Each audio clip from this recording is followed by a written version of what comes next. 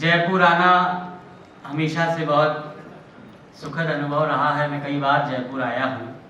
आज महिमा फाउंडेशन का ये कार्यक्रम खुशबू का सफ़र, जिसके लिए मुझे अजहर भाई ने याद किया, पहली बार मदान परिवार के इस कार्यक्रम में हूँ। खुशबू का सफ़र, जैसे कि मदान साहब की किताब, जो स्वर्गीय मदान साहब की किताब भी बाहर है, तो हर खुशबू के अपने अपने सफ़र होते हैं, अपनी अपनी उम्र होती है, लेकिन किसी की ज़िंदगी का सफ़र इतना अच्छा हो जाता है कि उसकी खुशबुएं अमर हो जाती हैं। तो मदान साहब के जीवन का जो सफ़र है, उसकी खुशबू आज तक है और वर्षों तक और हमेशा रहेगी, और जिसे आप परंपरा को निभा रहे हैं 12 वर्षों से साहित्यिक आयोजन करके। मैं हिंदी की तरफ से अपनी छोटी भूमिका में हूँ यहाँ पर। उर्दू की दुनिया के सबसे बड़े 2 शायर और सारे बड़े लोग यहाँ पर हैं। मैं 4 पंक्तियों से शुरू करता हूँ, 4-4 पंक्तियों के मुक्तक आपको सुनाऊंगा। 4 पंक्तियाँ राजस्थान में आकर मुझे और स्मरण आती हैं और प्रासंगिक हो जाती हैं, क्योंकि इस मिट्टी ने तमाम विपदाओं त्रासदियों के बाद भी अपना परचम पूरी दुनिया में हर युग में लहराया है।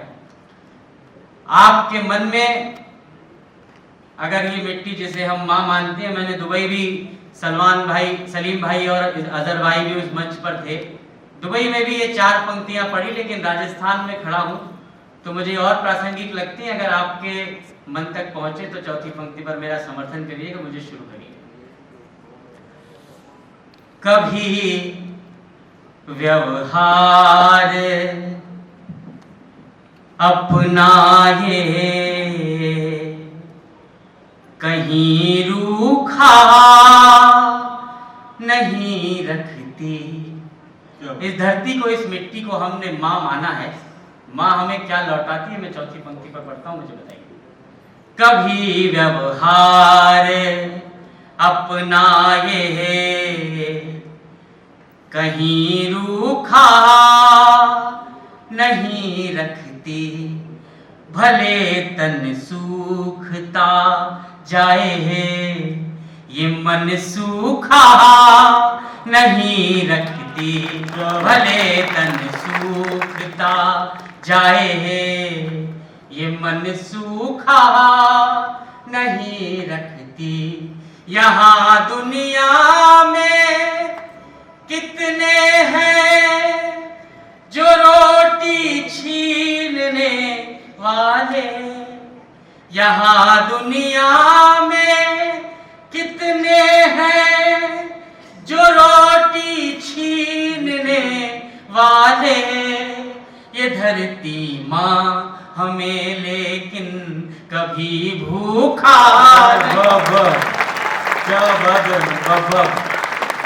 ये धरती माँ हमें लेकिन कभी भूखा नहीं रखती। मैं इस मंच का सबसे छोटा कवि हूँ, उम्र की दृष्टि से, अनुभव की दृष्टि से। हिंदी की तरफ से कवि, हिंदी कवि सम्मेलनों की तरफ से कवि सम्मेलन शह मुशायरा है। मैं एक निवेदन करता हूँ। मैंने कभी अपने निराशा के समय में अपने आप के आत्मविश्वास को बढ़ाने के लिए 4 पंक्तियां कही थी, मैं सौंपता हूँ। आप सब लोग संभ्रांत लोगे, मेरी बात सीधे आप तक पहुंचेगी, सुनिए। पराजय का, जितने लोग स्टेज पर बैठे इनके नाम करता हूं, सुनिए।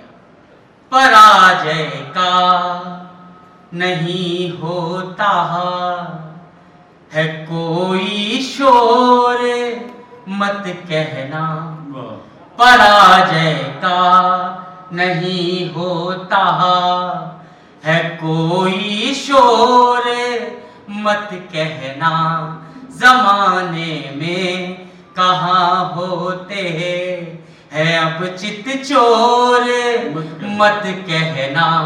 जमाने में कहाँ होते हैं अब चित चोर, मत कहना। मुझे लड़ना है दुनिया से अकेले अब तुम्हारे बिन।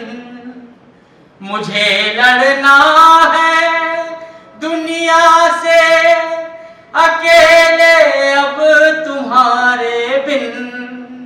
अगर मैं हार जाऊं तो मुझे कमजोर मत कहना,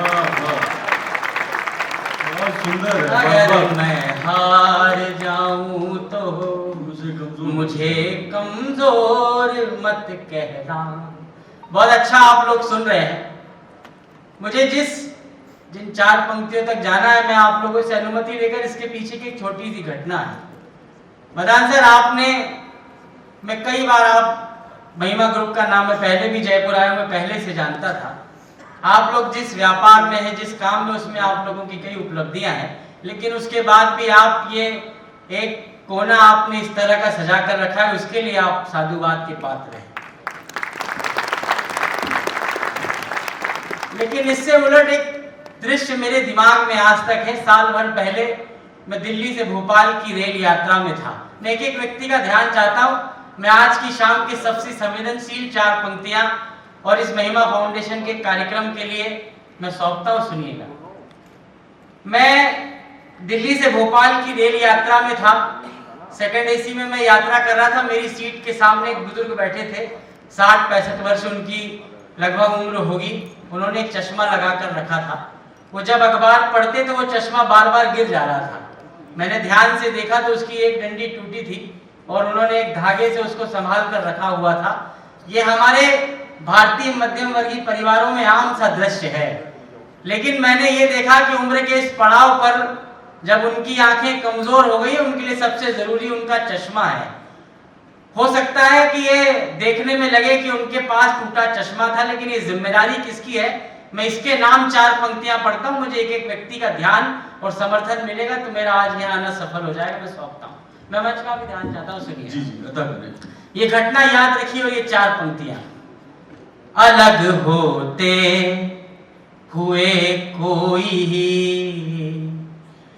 अलग इतना नहीं दिखता, अलग होते हुए कोई अलग इतना नहीं दिखता, मगर ऊंचाइयों से नींव का हिस्सा नहीं दिखता, मगर ऊंचाइयों से नींव का हिस्सा नहीं दिखता।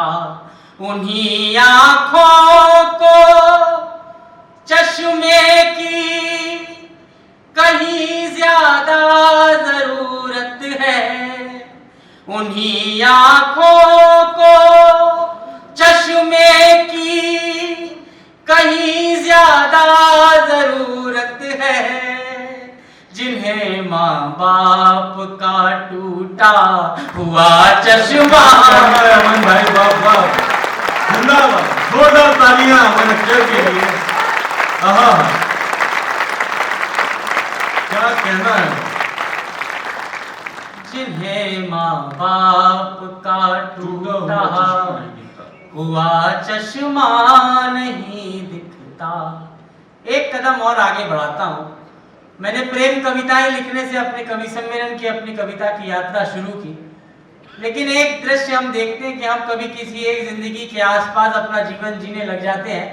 हम अपने माँ बाप को और अपने परिवार को थोड़ा अलग रख देते हैं। लेकिन सारे अनुभवों के बाद जो बड़ों से सीखा, अपने जीवन में देखा, मैं 4 पंक्ति उठाता हूँ बहुत बारीक सी। जिस तरह आप सुन रहे हैं, मुझे आपका प्रेम मिलेगा। मुझे सौंपिएगा, बताता हूँ। मोहब्बत ने यहाँ अक्सर यही अंजाम पाया है, कमाया मोल मिट्टी का मगर सोना गवाया है, कमाया मोल मिट्टी का मगर सोना गवाया है। किसी के प्यार में उसने महल की नौकरी कर ली, किसी के प्यार में उसने महल की नौकरी कर ली, जिसे एक मां ने बचपन से सदा राजा बुलाया। अरे क्या कहना है भाई, क्या क्या मुक्तक आप पढ़ रहे हैं। वाह वाह। जिस से एक साथ बजाइए, आप लोग बजाए तो ऐसे आगे आगे मन जाए।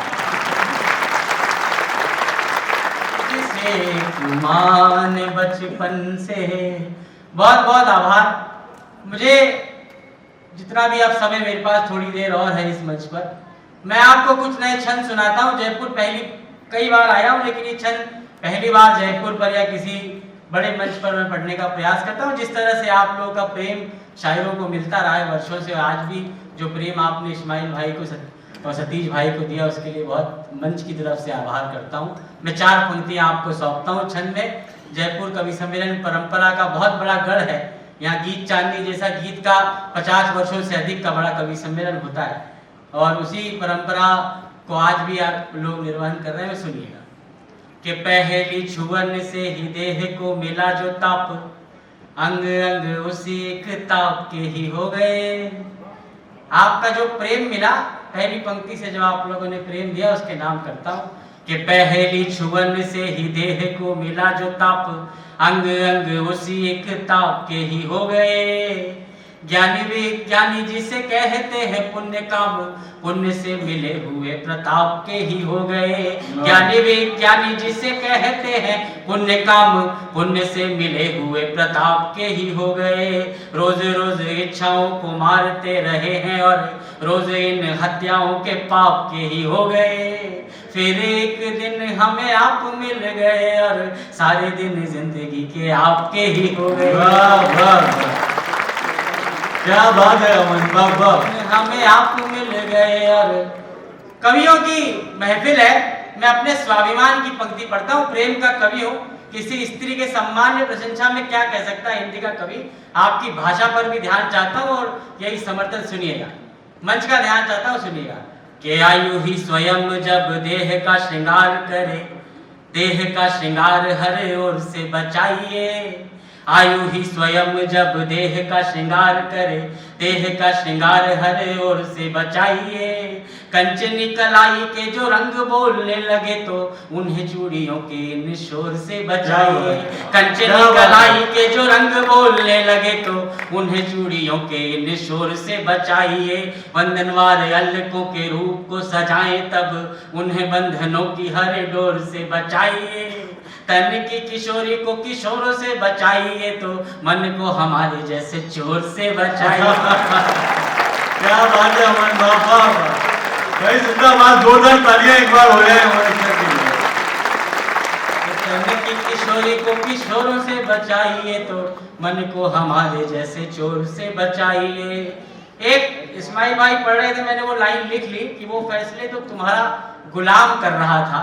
देखिए, मैंने वही बात कही, मैं आप लोगों की चाटुकारिता नहीं कर रहा हूँ। मदान फैमिली यहाँ बैठी है, उनका व्यापार बहुत अलग दुनिया का है, और एक काम ये अपने मन का अपने दिल का करते हैं। तो उसके नाम पढ़ता हूँ कि जिंदगी की सज धज को निहारने में कब, जिंदगी की सज धज को निहारने में कब, आपकी बताई हुई खामी रास आ गई। जिंदगी की सज धज को निहारने में कब, आपकी बताई हुई खामी याद आ गई। नाम को बैठाए जिस पालकी में घूमते थे, पालकी को ढोती बदनामी याद आ गई। एक यही काम बस हाथ में नहीं था, और एक किसी काम की नाकामी याद आ गई। जीती हुई दुनिया का राजपाट छोड़कर, हारे हुए दिल की गुलामी रास आ गई। कि जीती हुई दुनिया का राजपाट छोड़कर, हारी हुई। मैं गीत तक ले जाना चाहता हूँ, उसके पहले लेकिन एक छंद और पढ़ता हूँ, चूंकि जिस भाषा की परिवार से मैं आता हूँ, और ये जो इस समय राजनीतिक परिदृश्य हुए आप सब लोगों ने देखा, जिसमें सोशल मीडिया पर अलग अलग बातचीत की गई, अयोध्या का फैसला हो, जो भी फैसला हो, लेकिन मैं जिम्मेदारी के साथ एक बात कहता हूं कि प्रशासन शासन जब तक आपका कुछ नहीं कर सकता, जब तक हम अपनी जिम्मेदारियां खुद नहीं समझते। मैं 4 पंक्तियां सौंपता हूं कि हम कितना डिमांड करते हैं और कितना पे करते हैं। सुनिएगा कि मांगने को मांगते हैं सूरज हजार, किंतु दीपे द्वार पे भी धर नहीं पाए हम। मांगने को मांगते हैं सूरज हजार, किंतु दीपे द्वार पे भी धर नहीं पाए हम। हमसे भी कम साधनों में फूल खिलते हैं, थोड़ा भी तो फूलों सा सवर नहीं पाए हम। हमसे भी कम साधनों में फूल खिलते हैं, थोड़ा भी तो फूलों सा सवर नहीं पाए हम। देह की मिली जो एक बांसुरी, तो बांसुरी में एक सांस मन की भी भर नहीं पाए हम। सारे काम राम के भरोसे छोड़ दिए, पर राम के लिए तो कुछ कर नहीं पाए हम। सारे काम राम के भरोसे छोड़ दिए, पर राम के लिए तो कुछ कर नहीं पाए हम। मैं आइए आपको गीत से जोड़ता हूँ। पिछले 4-5 वर्षों से मैंने दुनिया में जहाँ भी कभी सम्मेलन पड़े, जहाँ भी मैं बुलाया गया हूँ, इसी एक गीत की थोड़ी बहुत लोकप्रियता के कारण मुझे बुलाया जाता है। मैं भगवान राम पर एक गीत पढ़ना चाहता हूँ, लेकिन मेरे भगवान जो राजनीतिक विचारधाराएं हैं उससे बहुत अलग हैं। मैं कई बार अजहर भाई के साथ, शकील सर के साथ कई बार ये गीत मंच पर पढ़ चुका हूँ। मैं एक बार आपकी अच्छी तालियां चाहता हूँ, अगर मेरे गीत के लिए आप लोग मन में है तो मुझे अंतिम कविता पढ़नी है आज के काव्य पाठ की। बड़ा अच्छा आप लोगों ने सुना। एक तरफ पूरी दुनिया अलग अलग विचारधाराओं के राम है, और एक तरफ हमारी भारतीय जनमानस के, हमारी भावना के राम है। मैं अपने जीवन का सर्वश्रेष्ठ सौंपता हूँ ये गीत। मैं गीत शुरू करता हूँ, मैं सौंपता कि सारा जग है प्रेरणा, जग है सारा प्रेरणा, प्रभाव सिर्फ राम है। सारा जग है प्रेरणा, प्रभाव सिर्फ राम है। भाव सूचियां बहुत हैं, भाव सिर्फ राम है। भाव सूचियां बहुत हैं। गीत की यात्रा प्रारंभ करता हूं। एक तरफ हमारे भगवान के सामने राज सिंहासन था, और एक तरफ माता कैकेयी के वचनों में बंधा हुआ वनवास। हमारे भगवान राज सिंहासन को छोड़ देते हैं और वनवास को चुन लेते हैं। मैं 4 पंक्तियां पढ़ता हूं, मुझे एक एक पंक्ति पर आपका ध्यान चाहिए, चौथी पंक्ति पर आपका समझ के कामनाए त्याग पुण्य काम की तलाश में। राम वन क्यों गए? के राजपाठ त्याग पुण्य काम की तलाश में। तीर्थ खुद भटक रहे थे धाम की तलाश में। तीर्थ खुद भटक रहे थे धाम की तलाश में। ना तो दाम ना किसी नाम की तलाश में। राम बन गए थे अपने राम की तलाश में। राम बन गए थे अपने राम की तलाश में।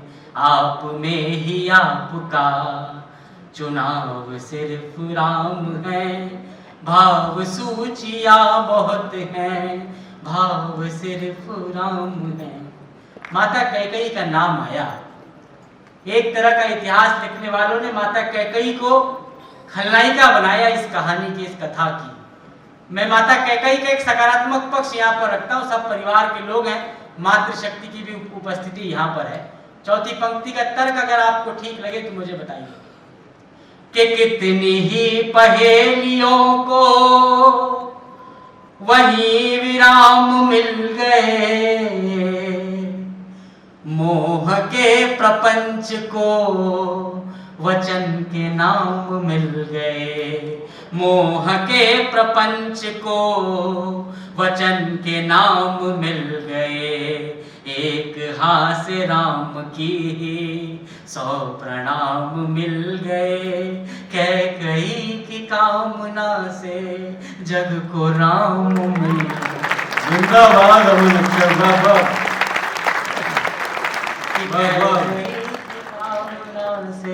जग को राम मिल गए। और ऐसे राम मिले कि जिनके जैसा उदाहरण पूरी दुनिया ने दूसरा नहीं देखा। मैं स्वर्गीय मदान साहब को समर्पित करता हूँ ये 4 पंक्तियां। मैं राम का व्यक्तित्व पढ़ता हूँ। मैंने उनकी तुलना करने का दुस्साहस किया है। थोड़ी देर मेरे साथ बने रहिए। मैं आपके मन में, मैं आपको याद रहूं न रहूं, मेरी कुछ पंक्तियां आप तक छोड़ के जाऊंगा कि ढाल में ढले समय की, शस्त्र में ढले सदा, सूर्य थे मगर वो सरल, दीप से जले सदा। ढाल में ढले समय की, शस्त्र में ढले सदा, सूर्य थे मगर वो सरल, दीप से जले सदा। ताप में तपे स्वयं ही, स्वर्ण से गले सदा। राम ऐसा पथ थे जिस पे राम ही चले सदा। राम ऐसा पथ थे जिस पे राम ही चले सदा। बहुत उम्दा है अमन साहब, वाह क्या बात है, क्या भाषा, कैसी प्रस्तुति, वाह वाह। दुख नहीं अभाव का, अभाव सिर्फ राम है। भाव सूचियां बहुत हैं, भाव सिर्फ राम है। मैंने कैकेयी माता का वर्णन करते हुए कहा कि कुछ कुतर्क गढ़े गए। एक कुतर्क, रामायण के सबसे महत्वपूर्ण पात्र हैं केवट, जिन्होंने हमारे भगवान की जीवन की सबसे बड़ी यात्रा का सबसे पहला सोपान उन्हें पार कराया, नदी पार कराई अपनी नाव में बैठाकर। मैं अपने शब्द से एक चित्र खींचने का प्रयास करता हूं, मेरी भाषा पर आपका ध्यान चाहता हूं, कथ्य आप तक पहुंचे तो मुझे बताइएगा। कि राम जी को कर सवार, जन्म सवार ले गए। अपनी नाव में भगवान को बैठाया और नदी पार कराई। कि राम जी को कर सवार, जन्म सवार ले गए। जब नदी की धार में जगत की धार ले गए। जब नदी की धार में जगत की धार ले गए। यूं निषाद साथ में कथा का सार ले गए। उनको पार ले गए जो सबको पार ले गए। के उनको पार ले गए। अंतिम चार पंक्तियां विदाई की तालियां चाहता हूं। उसका तर्क इतना है कि भगवान राम इस धरती पर क्यों आए होंगे। ये गीत बहुत बड़ा है लेकिन मुझे अपनी समय की सीमा का ख्याल है। भगवान राम इस धरती पर क्यों आए होंगे अगर पूछा जाए तो हर दूसरा व्यक्ति ये कहेगा कि रावण के संहार के लिए धरती पर आए। लेकिन हमारी परंपरा में अगर इतना छोटा सा उद्देश्य होता तो उसके लिए भगवान को आने की आवश्यकता नहीं थी। रावण का संहार करने के लिए लक्ष्मण जी बहुत थे, हनुमान जी महाराज बहुत थे, जामवंत जी कभी भी रावण को मार सकते थे, बाली कभी भी रावण को मार सकते थे। यहाँ जितनी मात्र शक्ति बैठी है, मैं एक पात्र को भगवान राम के इस धरती पर आने का सबसे बड़ा उद्देश्य बताकर अपनी जगह लेता हूँ। मुझे बताइएगा, मैं सौंपता हूँ। नयन तकते थे जो रास्ता वहां आना जरूरी था। राम का आना क्यों जरूरी था? नयन तकते थे जो रास्ता वहां आना जरूरी था। कहीं लंबी प्रतीक्षा का सुफल पाना जरूरी था। वहां रावण को हनुमत ही अकेले मार सकते थे। वहां रावण को लक्ष्मण ही अकेले मार सकते थे। मगर शबरी के घर तो राम का जाना जरूर। दोस्तों तालियां कमजोर हैं आपकी। स्वागत किया गया मनुष्य का, भावनाओं का एक ऐसा समंदर। बहुत धन्यवाद। बहुत ही उम्दा, क्या कहना है मन।